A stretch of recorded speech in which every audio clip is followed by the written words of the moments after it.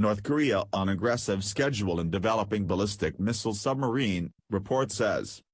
Kim Jong-un's regime is pursuing an aggressive schedule to construct its first operational ballistic missile submarine, an analysis of satellite images indicated as North Korea scoffs at international condemnation and moves to complete its missile and nuclear program.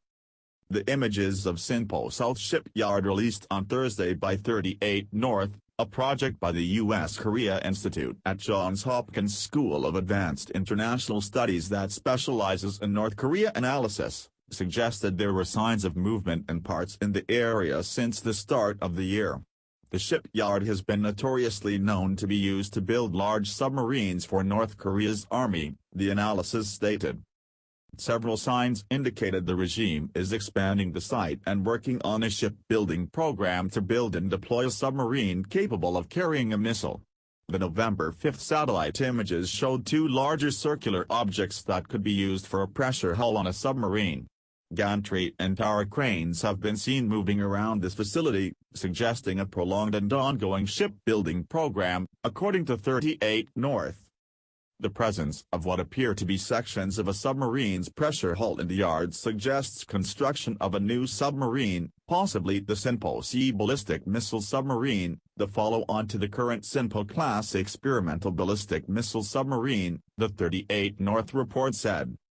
An object spotted on the service tower appeared to be a launch canister support or launch canister, which wasn't pictured in previous images of the shipyard area. It also replicates how a missile would be launched from a submarine's hull. The report, however, said there are no indications a submarine-launched missile test will be conducted in the near future. Though the images do not definitively show how much progress Kim's scientists have made on building a ballistic missile submarine, North Korea has previously vowed to obtain a submarine capable of launching a long-range ballistic missile. State media released a propaganda video in late September depicting a submarine-launched missile striking the USS Carl Vinson. Mark Fitzpatrick, a veteran arms control expert with the International Institute for Strategic Studies, told the BBC on Sunday the volatile regime has repeatedly surpassed expectations in developing its missile program.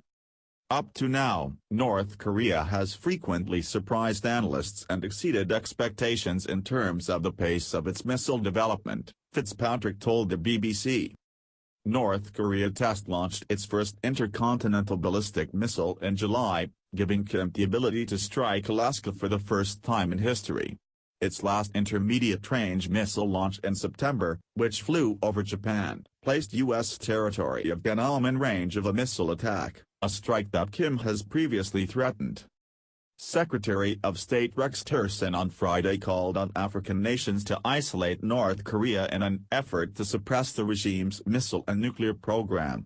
Speaking to African foreign ministers at the State Department, Tillerson said North Korea poses a threat to the world, not just Asia and the U.S., and that as such all countries have an obligation to reduce that threat.